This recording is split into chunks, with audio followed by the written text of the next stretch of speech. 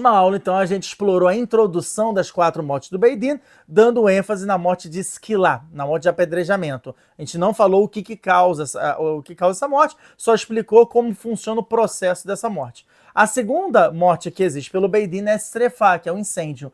A Guemará traz aqui que o que seria Srefá, achei super interessante. Ele fala assim, ou a pessoa nithayev, ou seja, ela foi condenada a morrer no incêndio mesmo, entrou, por exemplo, não vou dizer que entrou, mas, sei lá, começou a pegar fogo onde ela estava morando, e Haz Shalom, né, a pessoa acabou falecendo ali. Ou então, olha que interessante, fala, foi picada por uma cobra. Porque a cobra, ela solta um veneno, e o veneno ele vai queimando a pessoa por dentro.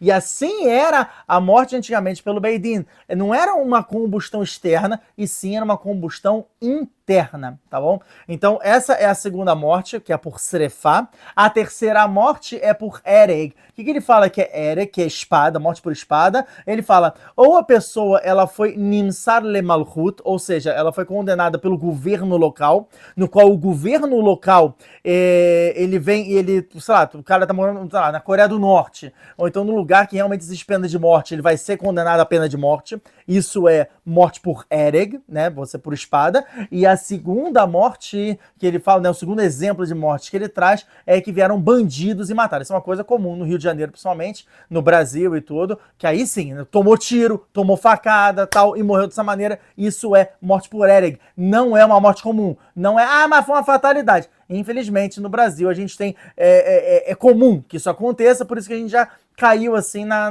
no povo, dizendo, aconteceu, né? Faleceu, tal, dessa maneira. Não é comum, é considerado uma morte pelo Beit Din. Assim tem Masechet Moed Katan, inclusive, na página 9b, explicando que existe uma diferença entre a terra de Israel e fora da terra de Israel. Como a gente aprende de Ir a Miklat, que é o conceito da cidade de refúgio. A gente vai falar sobre isso até quando a gente explicar sobre os motivos de falecimento, né? O que causa, né? Qual foi a proibição que a pessoa fez para gerar essa morte. Está escrito em Masechet Moed Katan no Tosfot, na página 9b. Fala o seguinte, existiam 6 Ir a Miklat, 6 cidades de refúgio, 3 dentro de Israel, 3 fora de Israel. Aí você fala, peraí, mas quantas tribos eram? Eram 12 tribos. 9 tribos e meia, isso até na Parashat Matot, 9 tribos e meia ficavam dentro de Israel.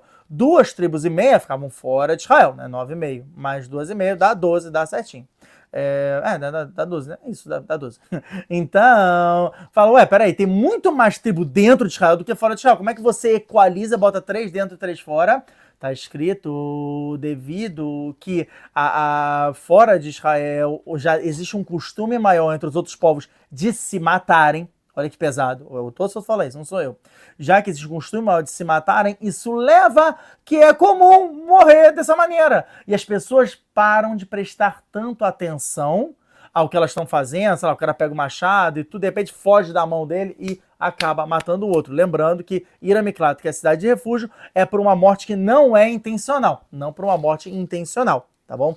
E já dentro de Israel, um lugar que o pessoal toma mais cuidado. Existe uma... eu lembro que até aqui em Israel, atualmente, tô falando atualmente, eu lembro que alguns anos atrás estava escrito lá, Purim trágico, Purim, como se fosse o carnaval daqui de Israel. Purim trágico, tiveram 2 acidentes de carro. Ninguém morreu, só tiveram feridos. Como é que você vai dizer que, joga agora no carnaval do Rio de Janeiro, no carnaval, sei lá, de São Paulo, você vai falar que 2 acidentes de carro e ninguém morreu? Foi um lucro todo. Bom, o prefeito tá feliz da vida, falando, finalmente eu fiz alguma coisa de direito nessa vida.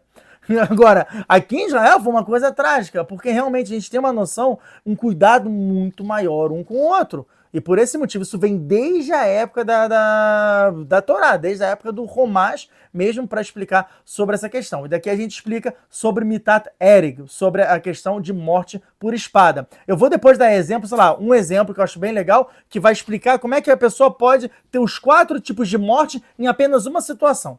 E para terminar, a gente vai falar hoje sobre Mitat Henek, a última das 4 mortes, que é a morte por sufocamento. Ele fala, a pessoa que foi sufocada, ela hoje em dia seria ou que ela, né, cai do navio e acaba se afogando, ou a pessoa morre